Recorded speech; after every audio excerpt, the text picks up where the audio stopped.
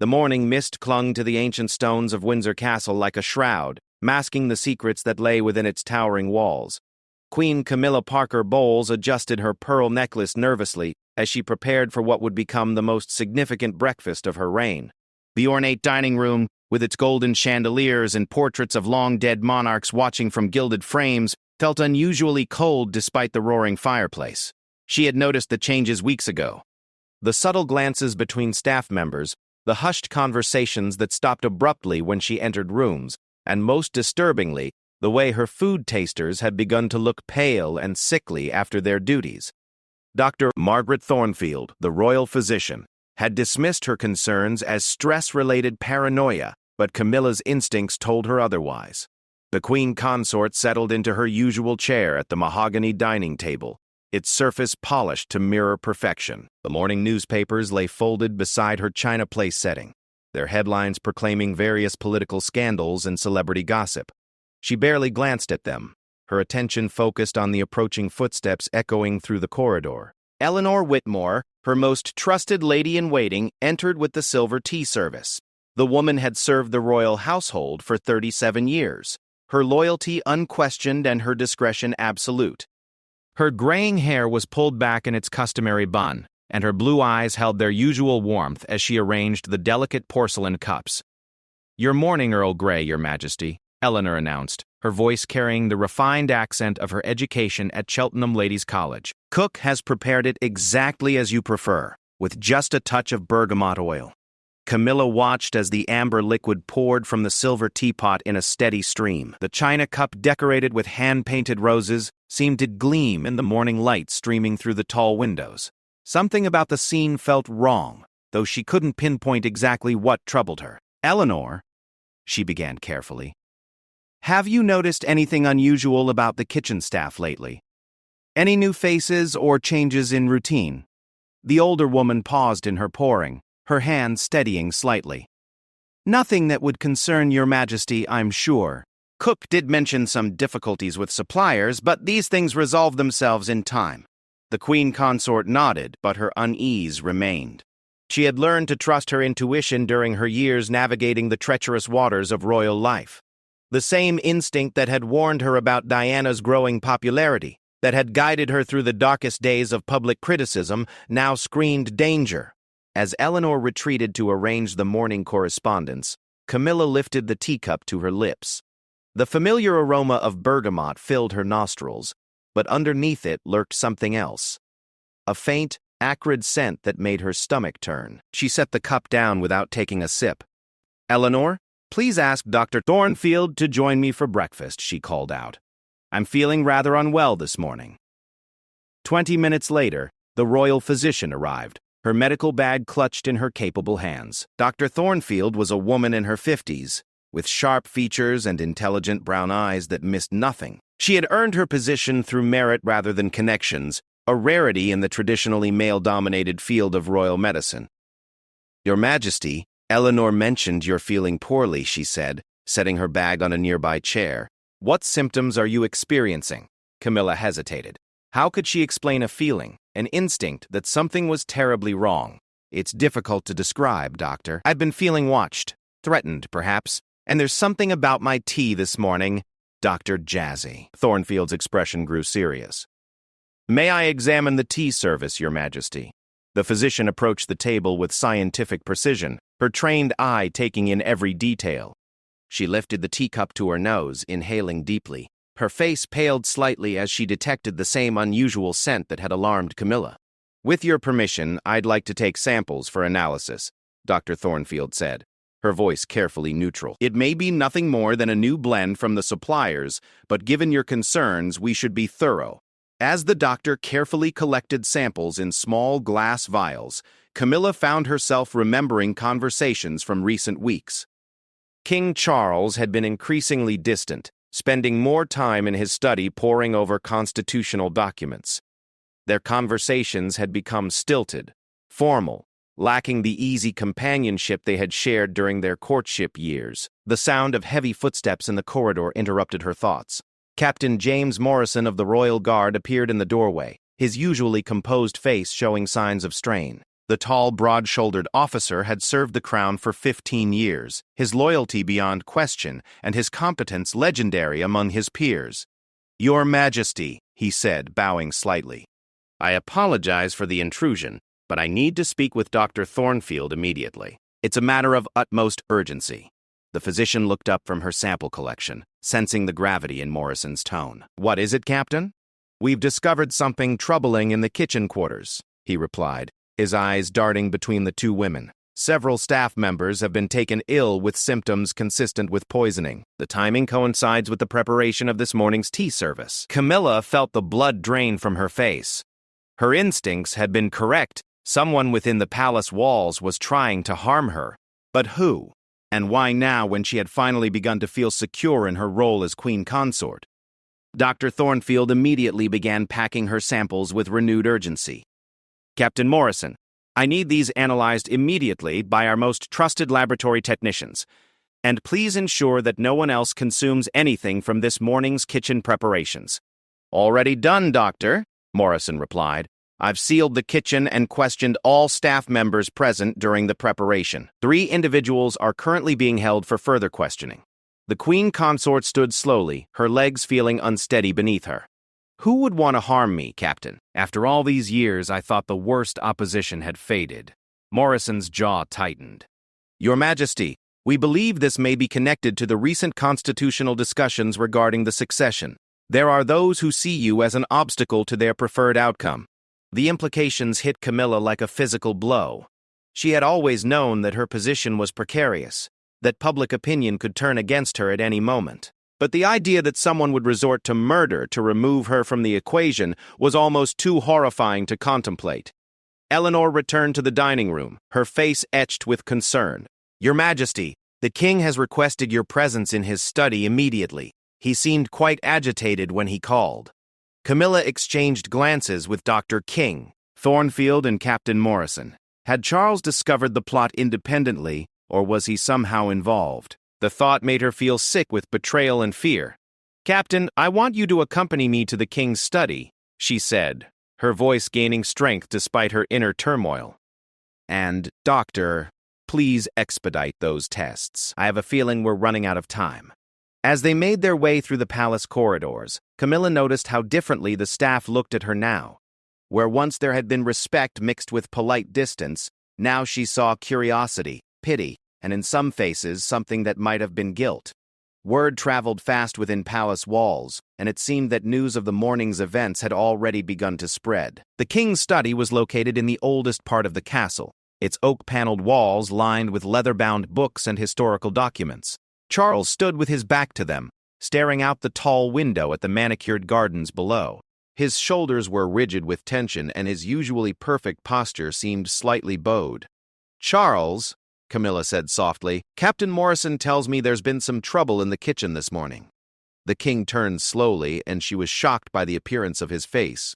His eyes were red-rimmed with exhaustion or emotion, and deep lines of worry creased his forehead. In that moment, he looked every one of his 75 years. "Camilla, my dear," he said, his voice heavy with an emotion she couldn't identify. "Please, sit down. We have a great deal to discuss." She settled into the leather armchair across from his desk, her heart racing with anticipation and dread. Captain Morrison positioned himself near the door, his hand resting casually but meaningfully on his service weapon. "I received some disturbing information this morning," Charles began, his voice carefully controlled. "It appears that someone within our household has been systematically attempting to compromise your health and safety." The clinical language couldn't mask the horror of what he was saying. Someone had been trying to kill her, slowly and methodically, over an extended period. The realization made her previous symptoms over the past week suddenly make terrible sense. The unexplained fatigue, the occasional nausea, the strange dreams that left her feeling disoriented upon waking. "Who?" she asked, the single word carrying all her fear and anger. Charles moved to his desk and picked up a manila folder, its contents bulging with what appeared to be photographs and documents. "The investigation is still ongoing, but we have reason to believe that this plot extends beyond simple personal animosity. There are political implications that could affect the stability of the monarchy itself." He handed her the folder with trembling hands. Inside, she found surveillance photographs showing various staff members in what appeared to be clandestine meetings. There were also copies of bank transfer records, telephone transcripts, and most damning of all, laboratory reports showing trace amounts of various toxic substances in samples taken from her food and drink over the past month. "My God," she whispered, her hands shaking as she processed the evidence. "How long has this been going on?" "We believe the poisoning attempts began approximately 6 weeks ago," Captain Morrison interjected. "The substances used were carefully chosen. Exotic plant extracts and synthetic compounds that would cause gradual organ failure while mimicking the symptoms of natural illness." Camilla felt nauseated as she realized how close she had come to death. If she had continued consuming the contaminated food and drink, she would likely have succumbed within days or weeks, her death attributed to a sudden illness that even the royal physicians couldn't diagnose or treat effectively. "But who's behind this?" she demanded. "Who has access to these materials and the knowledge to use them?" Charles and Morrison exchanged meaningful glances before the king answered. "That's where things become complicated, my dear. The evidence suggests that this plot originates from someone with intimate knowledge of palace security protocols and your daily routines. Someone who has been planning this for months, possibly years." The implications of his words settled over her like a cold shroud. This wasn't a crime of passion or opportunity. It was a carefully orchestrated assassination attempt by someone she trusted, someone who shared her daily life within the protected walls of the royal residences. "We're still analyzing the evidence," Morrison added, "but we believe the perpetrator may have had assistance from outside sources. The sophistication of the operation suggests professional planning and execution." Camilla set the folder aside, unable to look at any more evidence of the betrayal that surrounded her. "What happens now?" "How do we find out who's responsible?" "We've increased security around you immediately," the king replied. "And Dr. Breas Thornfield is working with specialists to ensure that any remaining toxins in your system are neutralized. But Camilla, there's something else you need to know." She looked up at him, sensing that whatever came next would be even worse than what she had already learned. "The timing of this plot is not coincidental," Charles continued. "Parliament has been discussing changes to the succession laws, and there are those who believe your removal would simplify certain constitutional questions that have arisen since my accession to the throne." The political dimension of the attack hit her with renewed force. She was not just a wife and stepmother who had made enemies. She was an obstacle to be removed for the perceived good of the realm. The knowledge that her death had been calculated in terms of political expediency, rather than personal hatred, somehow made the betrayal even more bitter. "Who in the Parliament?" she asked, her voice hardening with anger. "Who would stoop to murder to achieve their political goals?" "We're investigating several possibilities," Morrison replied diplomatically. "But we need more evidence before we can make any accusations. What's important now is keeping you safe while we complete our investigation." As if summoned by their discussion, Eleanor appeared in the doorway looking flustered and worried. "Your Majesties, forgive the interruption, but Dr. Thornfield has urgent news about the laboratory tests." The physician entered behind Eleanor, her face grave as she carried a leather portfolio. "Your Majesty, the preliminary results are conclusive. The tea you almost consumed this morning contained enough concentrated digitalis to cause immediate cardiac arrest. If you had drunk even half the cup, you would have been dead within minutes." The stark reality of how close she had come to death left Camilla speechless. The morning that had begun with vague unease had revealed itself to be the culmination of a murder plot that nearly succeeded. Only her instincts and reluctance to drink the tea had saved her life. "There's more," Dr. Thornfield continued. "The compound was mixed with several other substances designed to mask its presence and accelerate its absorption. This level of sophistication suggests someone with advanced knowledge of toxicology and pharmacology." Captain Morrison stepped forward. "Doctor, based on your findings, how quickly do we need to act? Is there any ongoing danger to Her Majesty's health from previous exposures?" "I'll need to run additional tests, but based on the blood work I've already completed, Her Majesty has been ingesting small amounts of various toxins for at least a month. The good news is that none of them appear to have caused permanent damage but immediate medical intervention is required to prevent any long-term effects. Camilla found herself thinking about all the meals she had shared with Charles and other family members over the past weeks. "Doctor, is it possible that others have been affected? Has anyone else been consuming contaminated food or drink?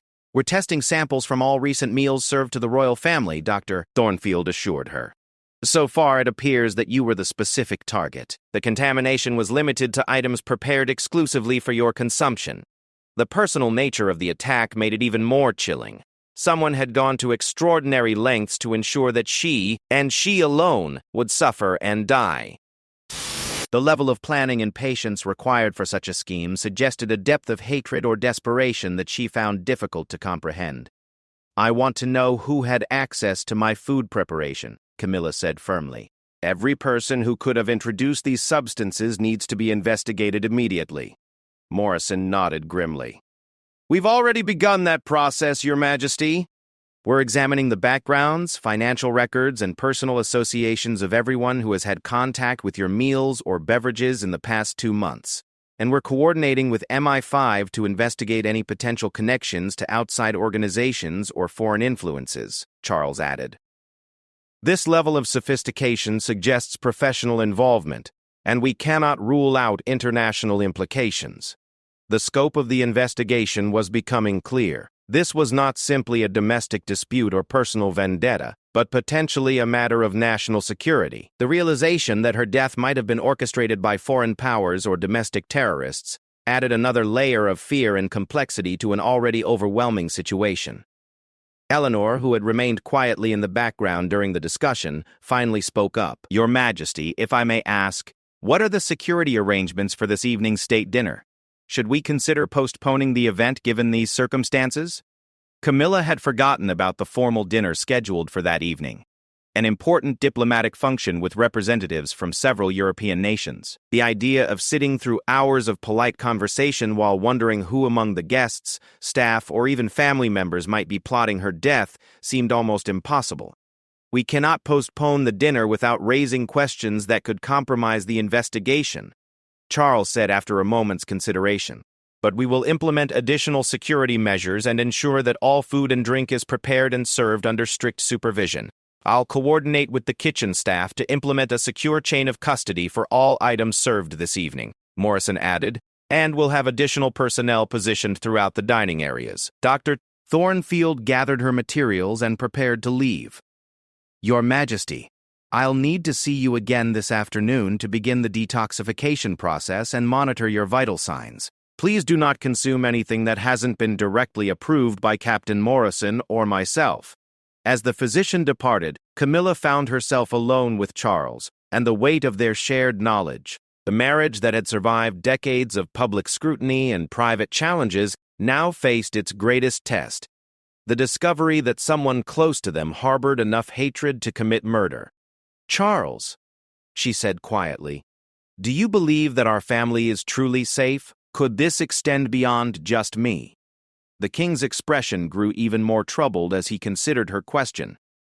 "I honestly don't know, my dear. What I do know is that we must be extraordinarily careful about who we trust until this investigation is complete. The very fact that this plot was able to proceed for weeks without detection suggests that our security measures have been compromised." The afternoon sun streamed through the study windows, casting long shadows across the Persian carpet and highlighting the dust motes that danced in the air. Despite the warmth of the day, Camilla felt cold to her core, as if the knowledge of the betrayal had frozen something essential within her.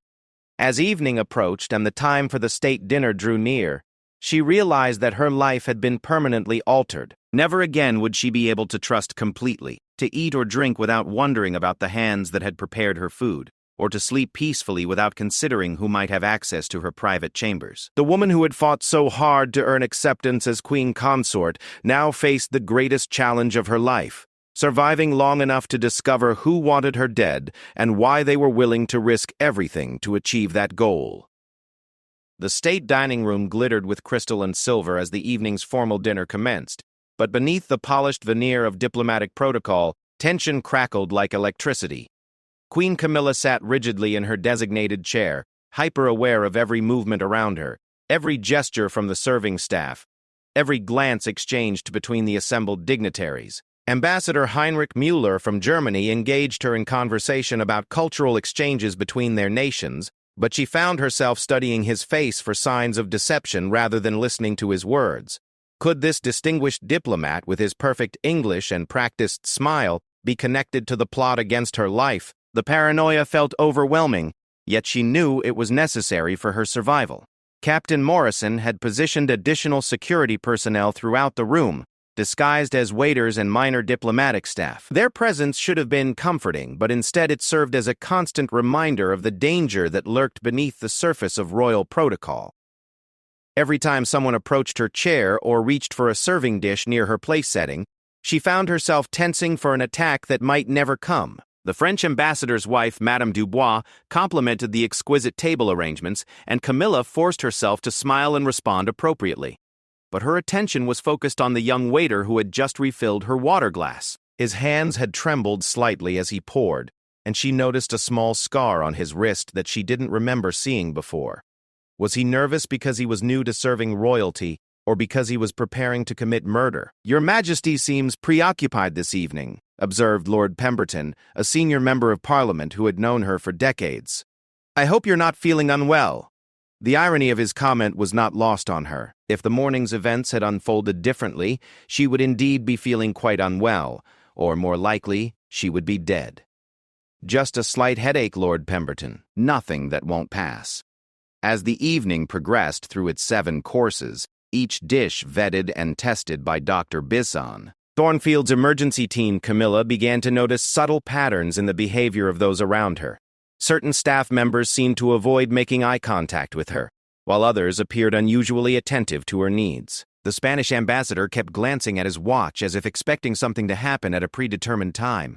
During the main course, a perfectly prepared rack of lamb with seasonal vegetables, she became aware of hushed conversations taking place at various points around the room. The acoustics of the ancient chamber carried fragments of dialogue to her ears, discussions of political developments, economic concerns, and what sounded like veiled references to changes that might be coming soon. Eleanor moved efficiently between the kitchen and dining room, supervising the service with her usual professionalism, but Camilla caught her lady-in-waiting in several brief exchanges with staff members that seemed more intense than necessary for routine coordination. Was Eleanor simply being extra cautious given the morning's revelations, or was she communicating with co-conspirators? The thought that her most trusted servant might be involved in the plot against her life made Camilla's chest tighten with anxiety. Eleanor had been her confidant through the darkest days of public criticism, had helped her navigate the complexities of royal protocol, and had become more friend than employee over the years. The possibility of such complete betrayal was almost too painful to contemplate. Thornfield appeared periodically at the edge of the room, making discreet observations of Camilla's condition and the overall security situation. Her presence was both reassuring and alarming. Reassuring because she represented medical expertise and genuine concern for the Queen's welfare. Alarming because it emphasized the very real danger that continued to exist. As the dessert course was served, a delicate chocolate soufflé that reminded Camilla of her first formal dinner as Charles's wife, she noticed increased activity among the security personnel. Morrison caught her eye from across the room and gave an almost imperceptible nod, suggesting that some development was occurring outside the dining room. The Italian ambassador launched into an elaborate story about a recent archaeological discovery near Rome, but Camilla's attention was drawn to a commotion in the corridor beyond the dining room doors. She could hear rapid footsteps and urgent voices, though the words were too muffled to understand. Whatever was happening, it was significant enough to require immediate attention from multiple security personnel. "Ladies and gentlemen," Charles announced suddenly, rising from his chair at the head of the table, "I'm afraid we must cut this evening's festivities slightly short due to an unexpected matter that requires my immediate attention. I hope you'll understand and forgive any inconvenience." The diplomatic training of the assembled guests served them well as they graciously accepted the abrupt conclusion to the evening. But Camilla could see curiosity and concern in their faces as they were efficiently escorted from the dining room by Morrison's team. Something significant had happened, and the careful facade of normalcy was beginning to crumble. Once the last guest had departed, Charles turned to Camilla with an expression of grim satisfaction mixed with deep worry. "My dear, Captain Morrison has made an arrest. We may finally have some answers." They made their way quickly to the castle's security center, a modern facility hidden within the ancient walls where closed-circuit television monitors displayed feeds from throughout the royal residences. Morrison was waiting for them, along with Detective Inspector Sarah Williams from Scotland Yard's Special Branch, who had been brought in to assist with the investigation. "Your Majesties," Detective Inspector Williams began, "we've apprehended someone in the kitchen areas attempting to introduce additional toxic substances into tomorrow morning's breakfast preparations. The individual has been identified as Marcus Hartwell, who has worked in the royal kitchens for approximately 8 months. The name meant nothing to Camilla, but Morrison provided additional context. Hartwell was hired through apparently legitimate channels, with excellent references from previous employers. However, our investigation has revealed that his entire employment history was fabricated. The man we know as Marcus Hartwell appears to have assumed this identity specifically to gain access to the royal household." The implications sent a chill through Camilla as she realized how long and carefully this plot had been planned. Someone had invested months, possibly years, in placing an assassin within the palace staff, complete with false documentation and manufactured credentials. The level of sophistication and resources required suggested an organization with significant capabilities and determination. "What has he told you about his motives?" Charles asked, his voice tight with controlled anger. Detective Inspector Williams consulted her notes before responding. "He's been largely uncooperative, but we've been able to piece together some information from evidence found in his quarters and communications we've intercepted. It appears he was acting on behalf of a group that believes removing Queen Camilla would facilitate certain constitutional changes they consider necessary." "What kind of constitutional changes?" Camilla asked, though she suspected she already knew the answer. "They appear to be motivated by a desire to simplify the succession process and reduce what they perceive as complications arising from your position as Queen Consort," Williams replied diplomatically. "Their communications suggest they believe your death would be attributed to natural causes and would ultimately benefit the monarchy by eliminating a source of ongoing public controversy. The cold calculation behind the plot was somehow more disturbing than simple personal hatred would have been. These people had decided that her death was necessary for what they considered the greater good, reducing her existence to a political problem to be solved through murder. The realization that she had been marked for elimination by people who didn't even know her personally made her feel sick with anger and betrayal." Morrison activated one of the security monitors to show a view of the interrogation room where Marcus Hartwell sat in custody. The man appeared to be in his 30s, with dark hair and unremarkable features that would allow him to blend into any crowd. He sat calmly at the metal table, showing no signs of remorse or anxiety about his capture. "He's been trained for this," Morrison observed. "His behavior and responses suggest professional preparation for the possibility of capture and interrogation. This isn't simply a disgruntled employee or random extremist. He's part of a larger organization with significant resources and planning capabilities." Dr. Thornfield entered the security center carrying a thick folder of laboratory results and medical reports. "Your Majesties, I have the complete analysis of the substances found in Hartwell's possession and the materials he was attempting to use tonight. The sophistication is truly alarming." She spread several documents across the conference table, pointing to chemical formulas and molecular diagrams that meant nothing to Camilla but clearly had significant implications. "These compounds are not available through normal commercial channels. They require specialized knowledge to synthesize and access to laboratory-grade equipment and materials."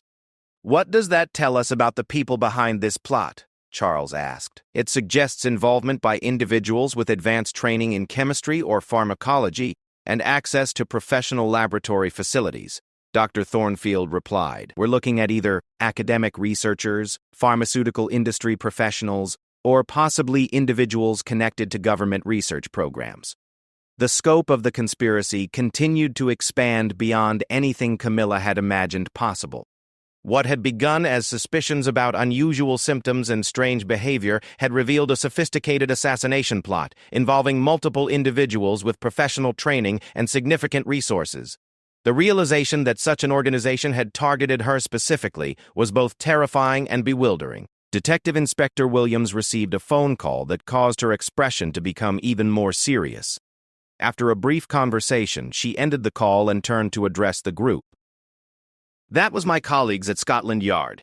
They've discovered additional evidence at Hartwell's registered address, documents, communications, and materials that suggest this plot extends well beyond a single individual. What kind of evidence? Morrison asked. Detailed surveillance reports on Queen Camilla's daily routines, photographs taken inside the palace, and what appears to be a timeline for the assassination plot with specific milestones and deadlines, Williams replied. But most concerning are communications with at least 3 other individuals whose identities we're still working to establish. Camilla felt as though the ground was shifting beneath her feet. Not only was there a conspiracy to murder her, but it involved multiple people who had been watching her, documenting her habits and planning her death with the same methodical precision that might be applied to any complex project. The invasion of privacy was almost as disturbing as the threat to her life. Are any of these other individuals currently within the palace? Charles demanded. We're working to identify them now, Williams replied. But given the level of access required for some of the surveillance information we've found, it's likely that at least one additional conspirator has regular access to the royal residences. The possibility that other staff members, people she interacted with daily, might be part of the plot made Camilla's skin crawl with revulsion and fear. How many of the familiar faces that surrounded her routine were actually enemies waiting for the right moment to strike? How long had she been living among people who smiled at her while planning her murder? Eleanor appeared in the doorway of the security center, her face pale with worry and exhaustion. Your Majesties, I've completed the inventory you requested of all food and beverage supplies. We found contaminated items in 3 different storage areas, suggesting that the poisoning attempts have been more extensive than we initially realized. Thank you, Eleanor, Camilla replied, studying her lady-in-waiting's expression for any signs of deception or guilt. But Eleanor's concern appeared genuine, and her cooperation with the investigation seemed complete and voluntary. Morrison consulted his communications device before making an announcement that changed the entire dynamic of the situation. Your Majesties, we've just received word that Hartwell has requested to speak with Queen Camilla directly. He claims he has information that will reveal the full scope of the conspiracy, but will only share it with her personally. The request was so unexpected and potentially dangerous that everyone in the room fell silent for several moments. The idea of Camilla confronting the man who had been systematically poisoning her seemed almost surreal, yet it might provide the breakthrough they needed to uncover the complete truth about the plot against her life. Absolutely not, Charles said immediately. I won't allow Camilla to be placed in any additional danger, regardless of what information this man claims to possess. But Camilla found herself considering the possibility despite the obvious risks. The chance to look into the eyes of her would-be assassin, to understand why he had targeted her and who was supporting his efforts, was both terrifying and compelling. What kind of information is he claiming to have? She asked. Detective Inspector Williams looked uncomfortable with the entire discussion. He says he can identify all the other conspirators and reveal the ultimate source of funding and direction for the operation. But he insists on speaking only with you and only without recording equipment or other witnesses present. The conditions suggested either a genuine desire to confess and seek some form of redemption or a final attempt to complete his mission through direct confrontation. Either way, the risk was enormous, but so was the potential reward if his information could prevent future attempts on her life or the lives of other royal family members. I want to do it, Camilla announced, ignoring Charles's immediate protests. If there's a chance to end this conspiracy completely, to identify everyone involved and prevent future attacks, then I have an obligation to take that risk. Morrison and Williams exchanged glances before Morrison spoke carefully. Your Majesty, we could potentially arrange a controlled meeting with extensive security measures in place, but the risk would still be significant, and we couldn't guarantee your complete safety. My safety has already been compromised by this conspiracy, she replied firmly. At least this way I would be taking an active role in protecting myself rather than simply waiting for the next attempt on my life. Thornfield intervened with a medical perspective on the proposal. Your Majesty, given the toxin still in your system and the stress you've endured today, any additional physical or emotional strain could be dangerous to your health. I would strongly recommend postponing any direct confrontation until you've had more time to recover. But Camilla's determination had crystallized into something approaching resolve. The woman who had survived decades of public scrutiny and private attacks was not about to be intimidated by a would-be assassin, regardless of his professional training or organizational backing. "Doctor, how long would you estimate it would take for someone in Hartwell's position to realize that their initial plan has failed and potentially activate backup measures?" The question caught everyone off guard, but it highlighted a crucial point about the timing of any response to the conspiracy. If there were other operatives in place, they would soon realize that their primary asset had been compromised and might accelerate whatever alternative plans they had developed. Williams consulted her notes again before responding. "Based on the communications we've intercepted, there appears to be a schedule that calls for regular check-ins between operatives. If Hartwell fails to make contact by tomorrow morning, his associates will likely assume he's been captured or eliminated. Then we have less than 12 hours to extract whatever information he's willing to provide," Camilla concluded. "After that, they'll either flee or activate backup plans that we know nothing about." Charles looked at his wife with a mixture of admiration and exasperation. "Camilla, even if we agree to this meeting, what makes you think this man will tell you the truth? He could just as easily use the opportunity to provide false information that sends our investigation in the wrong direction." Morrison had been considering the tactical implications of the proposed meeting, and now offered his professional assessment. "Your Majesty, we could design a controlled environment that would allow the conversation while minimizing the security risks. Hidden surveillance, armed personnel in adjacent rooms, and immediate medical support if needed. And we could have Dr. Thornfield monitor the conversation to identify any obvious deceptions based on Hartwell's physiological responses," Williams added. "While not completely reliable, it would provide some indication of his truthfulness." Eleanor, who had been listening to the discussion with growing alarm, finally spoke up. "Your Majesty, please consider the possibility that this request for a personal meeting is itself part of the conspiracy. Perhaps Hartwell's mission was always to be captured and use that opportunity to get close enough to you to complete the assassination. The possibility that even his capture had been part of the original plan added another layer of complexity to an already dangerous situation. But Camilla found herself thinking about all the times over the years when she had been forced to choose between safety and duty, between personal comfort and public responsibility. This felt like another such moment. "I understand the risks," she said quietly, "but I also understand that this conspiracy won't end with Hartwell's capture unless we can identify and eliminate all the other participants. If he has information that can accomplish that goal, then meeting with him is worth the risk." The decision made, Morrison and Williams began planning the logistics of a controlled confrontation that would take place in the palace's secure interview facility. As they discussed technical details of surveillance equipment and emergency procedures, Camilla found herself wondering what she would say to the man who had been systematically poisoning her for weeks. What questions she would ask that might unlock the secrets of the conspiracy that had come so close to ending her life. The secure interview facility beneath Windsor Castle had been designed during the Cold War to withstand both physical attacks and electronic surveillance.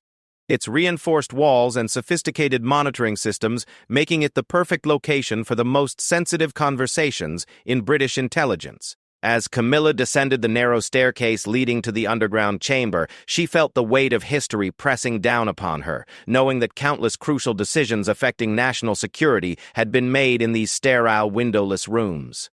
Captain Morrison conducted a final security briefing as they approached the interview room where Marcus Hartwell waited in custody. "Your Majesty, remember that despite the controlled environment, this individual remains extremely dangerous. Dr. Thornfield will be monitoring from the adjacent observation room, and armed personnel will be positioned to respond within seconds if necessary." Through the one-way mirror, Camilla observed her would-be assassin for the first time. Hartwell appeared remarkably calm for someone facing charges of attempted regicide, his posture relaxed as he sat handcuffed to the metal chair. His eyes showed intelligence and calculation rather than the fanaticism she had expected, making him somehow more disturbing than a raving extremist would have been. Detective Inspector Williams provided final instructions about the recording equipment that would capture every word of their conversation, despite Hartwell's request for privacy. "The audio and video feeds are being monitored by our experts, but remember that trained operatives can often control their physiological responses to questioning. Don't assume that apparent cooperation indicates truthfulness. Dr. Thornfield's voice came through the communication system as she prepared to monitor Camilla's vital signs throughout the interrogation. Your Majesty, I'll be tracking your stress levels and physical responses. If I detect any indication that you're being affected by additional toxins or other threats, I'll signal for immediate intervention. The precautions were both reassuring and terrifying, emphasizing the very real possibility that this meeting could be Camilla's last act as queen consort. But her determination to uncover the truth about the conspiracy had only grown stronger as the scope of the plot became clear. She needed to look into the eyes of the man who had been methodically poisoning her and understand what had driven him to attempt regicide. I'm ready, she announced, straightening her shoulders and adopting the regal bearing that had carried her through countless challenging public appearances. Let's discover what Mr. Hartwell is so eager to tell me. The interview room was stark and functional, containing only a metal table, 2 chairs, and the subtle surveillance equipment that monitored every movement and sound. As Camilla entered, Hartwell looked up with an expression that seemed almost pleased, as if her arrival confirmed something he had been expecting. Your Majesty, he said, his voice carrying a slight accent that she couldn't immediately identify. Thank you for agreeing to meet with me. I know this must be difficult given the circumstances. The casual tone of his greeting, as if they were meeting for tea rather than discussing his attempts to murder her, was so incongruous that she found herself momentarily speechless. This man had been systematically poisoning her for weeks, had come within hours of succeeding in his mission to kill her, and yet he spoke as politely as any courtier. Mr. Hartwell, she replied, settling into the chair across from him and maintaining direct eye contact. You requested this meeting claiming to have information about the conspiracy against my life. I'm here to listen, but I expect complete honesty about your activities and the people you're working with. Hartwell nodded approvingly as if she had passed some sort of test. Your Majesty, what I'm about to tell you will be difficult to accept, but it's essential that you understand the true scope of what you're facing. The plot against your life is far more extensive and reaches much higher than you've been told. What do you mean by higher? She asked, though she suspected his answer would confirm her worst fears about the conspiracy. Members of Parliament, senior civil servants, and individuals within the royal household itself, he replied matter-of-factly. This isn't a fringe operation carried out by extremists. It's a carefully planned initiative supported by people who believe your removal is necessary for the stability of the monarchy and the nation. The calm way he delivered this devastating information made it even more chilling. Camilla felt as though she were sitting across from a businessman discussing quarterly projections rather than an assassin revealing a plot involving the highest levels of British government and society. You're claiming that members of my own household are involved in attempting to murder me? She asked, needing to hear him state it explicitly despite the evidence they had already uncovered. Hartwell's expression became almost sympathetic, as if he understood how difficult this revelation must be for her. Your Majesty, I realize this is painful, but yes. The intelligence we gathered, the access we needed, the timing of our operations, none of it would have been possible without assistance from people who work closely with you on a daily basis. Give me names, she demanded, her voice hardening with anger and determination. If you want me to believe these accusations, provide specific information about who's involved. Eleanor Whitmore has been providing detailed information about your daily routines and schedule changes, he said without hesitation. Sir Geoffrey Thornton from your private secretary's office has been coordinating communications with our operational leadership. And Dr. Margaret Thornfield has been ensuring that our toxicological assessments were accurate and that medical responses would be appropriately delayed. The revelation hit Camilla like a physical blow. Eleanor, her most trusted confidant for decades, had been betraying her. Sir Geoffrey, who handled her most sensitive correspondence and appointments, was part of the conspiracy. Most shocking of all, Dr. Thornfield, who had been treating her symptoms and investigating the poisoning, was actually involved in orchestrating it. You're lying, she said, though even as she spoke the words, pieces of evidence began falling into place in her mind. Thornfield's initial dismissal of her concerns about being poisoned, Eleanor's nervous behavior during recent weeks, Sir Geoffrey's unusual questions about her preferences for certain foods and beverages. Hartwell shook his head with what appeared to be genuine regret. I understand your reluctance to accept this, but consider the evidence. How else could we have maintained such detailed surveillance of your private activities? How could we have introduced toxins into your food and drink for weeks without detection? How could we have ensured that medical tests would be delayed or misinterpreted? The logical progression of his argument was undeniable, and Camilla felt sick as she realized that the three people she had trusted most completely had been systematically betraying her for months. The people who had comforted her during her worst moments of paranoia had actually been the source of the threat she feared. Why? She asked, her voice barely above a whisper. Why would they want me dead?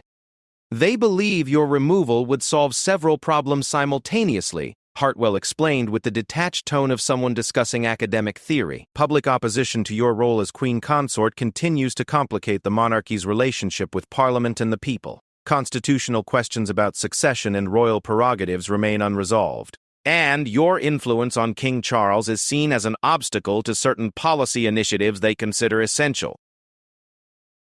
What policy initiatives? She pressed, needing to understand the complete scope of the conspiracy. Hartwell leaned forward slightly, his handcuffs clinking against the metal table. Restructuring the monarchy's constitutional role, reducing royal influence over government policy, and establishing new protocols for succession that would eliminate some of the complications created by your position as queen consort. The political implications were staggering. The conspiracy wasn't just about removing her personally. It was about fundamentally altering the relationship between the monarchy and the British government. Her death would be the catalyst for constitutional changes that would permanently weaken royal authority and establish new precedents for how future monarchs would interact with elected officials. Who else is involved? She demanded. You mentioned members of Parliament and senior civil servants. Give me specific names. Lord Pemberton has been coordinating with sympathetic MPs to ensure that constitutional questions would be addressed quickly after your death, Hartwell replied. Permanent Secretary James Richardson in the Cabinet Office has been managing communications with various government departments, and several other individuals whose identities I was not given access to for operational security reasons. Camilla remembered Lord Pemberton's presence at that evening's state dinner, his apparently innocent questions about her health, his subtle observations about her behavior. How many of the distinguished guests at royal functions over the years had been assessing her as a political problem rather than showing genuine social interest? What was the timeline for completing the assassination? She asked, forcing herself to use the clinical language that Hartwell seemed to prefer. Original plans called for your death to occur within the next 10 days, he replied. The toxic accumulation would have reached fatal levels by then, and your death would have appeared to be the result of a sudden illness that developed rapidly despite the best medical care. And after my death? Hartwell's expression became almost professorial as he outlined the post-assassination plans. There would have been a period of appropriate mourning, followed by discussions about constitutional issues that your death had clarified. Parliament would have moved quickly to address succession questions and royal prerogatives, with the changes presented as necessary responses to the constitutional uncertainty created by your passing. The cynical calculation behind the plot was breathtaking in its scope and audacity. These people had planned not just her murder, but the complete political exploitation of her death to achieve fundamental changes to the British constitutional system. Her life had been reduced to an obstacle to be removed so that their preferred reforms could be implemented without opposition. How many people in total are involved in this conspiracy? She asked. My operational cell consisted of 7 individuals, including myself, Hartwell replied. But the broader political network supporting the initiative includes at least 20 others in various positions of influence and authority. 27 people had been involved in planning her murder and the subsequent political changes. The scope of the conspiracy made it clear that this wasn't a spontaneous or poorly planned operation. It was a sophisticated political initiative that had been developing for months or possibly years. What happens if you fail to complete the assassination? She asked. Hartwell's calm demeanor faltered slightly for the first time during their conversation. Contingency plans exist, but I wasn't given details about their implementation. My capture would trigger certain protocols designed to protect the other operatives and potentially activate alternative approaches to achieving the same objectives. Alternative approaches? Different methods of eliminating you, or possibly targeting other members of the royal family to create the constitutional crisis necessary for implementing the desired reforms. He admitted reluctantly. The revelation that other royal family members might now be in danger because of her survival sent a chill through Camilla that had nothing to do with the underground facility's air conditioning. The conspiracy had contingency plans that could place Charles, William, Catherine, and their children at risk if the original assassination plot failed. Who would be targeted next? She pressed. I don't have that information, Hartwell replied, though his expression suggested he knew more than he was admitting. Operational security protocols ensured that each cell only knew details necessary for their specific mission. Camilla realized that despite his apparent cooperation, Hartwell was still withholding crucial information that could protect her family and prevent future attacks. She needed to find a way to encourage more complete disclosure without pushing him to the point where he stopped talking entirely. Mr. Hartwell, she said, adopting a different approach, you've been remarkably forthcoming about the conspiracy, but I sense you're still holding back information that could save innocent lives. What would motivate you to provide complete cooperation? Hartwell studied her face for several moments before responding. Your Majesty, I need to know that my cooperation will result in protection for certain individuals who became involved in this operation reluctantly or under duress. What individuals? Eleanor Whitmore, for one, he said, surprising her. She was recruited through blackmail involving her grandson's drug problems and threatened prosecution. Her participation was coerced rather than voluntary. The revelation that Eleanor might have been forced into betraying her cast the lady-in-waiting's behavior in an entirely different light. Camilla thought about Eleanor's obvious stress and anxiety over recent weeks, her apparent guilt and nervousness during routine interactions. Perhaps what she had interpreted as the behavior of a willing conspirator had actually been the actions of someone trapped in an impossible situation. And, Dr. Thornfield? She asked. Financial pressure and professional threats, Hartwell replied. Her medical research was heavily funded by sources connected to the conspiracy, and she was told that non-cooperation would result in the destruction of her career and legal challenges to her medical license. What about Sir Geoffrey? Hartwell's expression became more troubled. Sir Geoffrey's participation was completely voluntary. He's been an active supporter of constitutional reform for years and views the monarchy as an obsolete institution that needs to be fundamentally restructured or eliminated entirely. The varying motivations of the conspirators, coercion, financial pressure, and genuine political opposition made the situation far more complex than a simple assassination plot. Some of the people involved were victims themselves, forced into participation through blackmail and threats, while others were true believers working to achieve political goals they considered essential for the nation's future. Mr. Rock. Hartwell, if I can provide assurances about protecting those who were coerced into participation, will you give me the complete details about the contingency plans and alternative targets? She asked. Hartwell was quiet for nearly a minute, clearly wrestling with the decision of whether to provide the final pieces of information that could unravel the entire conspiracy. When he finally spoke, his voice carried a weight that suggested the enormity of what he was about to reveal. Your Majesty, the contingency plans involve more than just alternative assassination methods. If the primary objectives cannot be achieved through your removal alone, the conspiracy is prepared to create a much larger crisis that would force fundamental changes to the British governmental system. What kind of crisis? Attacks on multiple members of the royal family, coordinated with terrorist incidents that would be blamed on foreign actors, designed to create public support for emergency measures that would permanently alter the constitutional relationship between the monarchy and Parliament, he said quietly.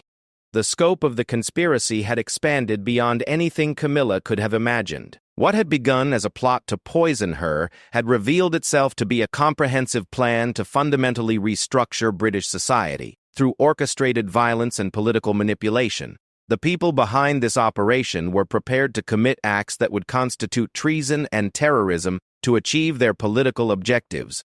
When would these contingency plans be activated? She asked. If I fail to report my success by tomorrow morning, the operational leadership will assume that the primary mission has failed and begin implementing the crisis scenario. The timeline for the alternative plans is accelerated to prevent any further investigation that might expose the broader conspiracy.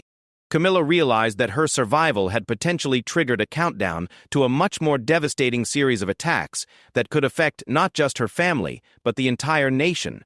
The conversation that she had hoped would provide closure to the assassination attempt had instead revealed that her escape from death might have inadvertently escalated the conspiracy to a level that threatened the stability of the British government itself. The first explosion shattered the pre-dawn quiet at exactly 7:53 in the morning. 7 minutes before the deadline Hartwell had specified for the activation of the conspiracy's crisis scenario. The blast occurred at a telecommunications facility in North London, cutting communications to several government buildings, and creating the initial chaos that the conspirators needed to launch their final desperate attempt to achieve their political objectives. Commander Ross coordinated the immediate response from the Emergency Operations Center, while additional explosions erupted across London, each carefully targeted to maximize political impact rather than casualties. The Tower Bridge, Westminster Underground Station, and the BBC Broadcasting House all suffered significant damage within the span of 15 minutes, creating a pattern of attacks that suggested coordinated international terrorism rather than domestic political conspiracy. Queen Camilla watched the security monitors from the secure facility at RAF Northolt, feeling sick with guilt as she realized that her survival had indeed triggered the escalated violence that Hartwell had warned about. The knowledge that innocent people were being hurt and killed because she had escaped assassination made her question whether she should have simply accepted her fate and spared others the consequences. "Your Majesty," Prime Minister Blackwood said firmly, recognizing the direction of her thoughts, "you cannot blame yourself for the actions of these criminals. Their willingness to commit murder and terrorism reveals the true nature of their political agenda, regardless of what justifications they might offer for their violence." King Charles stood beside his wife, his face grim as he watched the images of smoke rising from landmarks that had stood for centuries as symbols of British resilience and continuity. The attacks were designed not just to create physical damage, but to strike at the psychological foundations of national identity and confidence in governmental institutions. Sir David Thornbury provided updates on the law enforcement response as teams of armed officers moved to arrest the remaining identified conspirators. "We've taken 6 additional individuals into custody in coordinated raids across London and Birmingham, but at least 3 operatives remain unaccounted for and presumed to be carrying out active operations." The sophisticated timing and coordination of the attacks confirmed that the conspiracy possessed resources and capabilities far beyond what a small domestic group could achieve independently. Despite the ongoing investigation into foreign connections, the operational sophistication suggested significant external support and training. Detective Inspector Williams had been coordinating the interrogation of captured conspirators and now presented her findings about the political objectives underlying the violence. "The individuals we've arrested have been remarkably consistent in their statements about wanting to force fundamental constitutional changes that would reduce royal influence over government policy and establish new precedents for parliamentary control over the monarchy." "What specific changes are they hoping to achieve through this crisis?" Charles asked, though he suspected the answer would confirm his worst fears about the attack on the institution he had devoted his life to serving. "Elimination of royal prerogatives over government appointments, constitutional amendments that would make the monarchy purely ceremonial, and establishment of parliamentary supremacy over all aspects of government policy," Williams replied. "They believe that the crisis created by these attacks will generate public support for changes that would normally take decades to achieve through democratic processes." Captain Morrison received an urgent communication that caused him to interrupt the briefing with critical new information. "Your Majesties, we've just learned that one of the remaining operatives has penetrated the security cordon around Buckingham Palace. Armed response teams are en route, but there's a possibility that the individual is attempting to complete the original assassination mission by targeting the palace itself." The news that the conspiracy's focus had returned to directly threatening royal family members sent a chill through everyone in the operations center. Despite the broader crisis scenario playing out across London, the conspirators apparently remained committed to their original objective of eliminating Queen Camilla as a political obstacle to their constitutional agenda. "Have we identified the individual who's breached palace security?" Commander Ross demanded.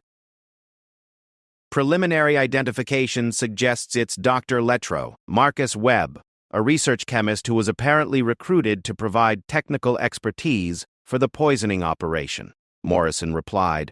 He has access to additional toxic compounds that could be deployed as weapons in a direct assault. The revelation that another conspirator with expertise in deadly chemicals had infiltrated the palace created new urgency for the protection of anyone remaining at royal residences. If Dr. Webb possessed the same toxic compounds that had been used in the systematic poisoning of Queen Camilla, he could potentially kill multiple people within minutes of gaining access to kitchens or dining areas. Eleanor, who had been providing information about palace security procedures to assist the counterterrorism response, suddenly became pale as she realized the implications of Dr. Webb's presence at Buckingham Palace. Your Majesty, he would know exactly where to deploy chemical weapons for maximum effect based on the intelligence I was forced to provide about daily routines and security protocols. What staff members are currently at the palace? Camilla asked urgently, concerned about the innocent people who might be caught in Dr. Webb's final assault.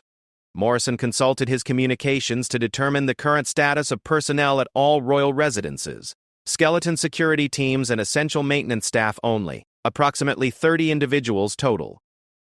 But if Dr. Webb manages to introduce toxins into the building's ventilation or water systems, even that small number could be at significant risk.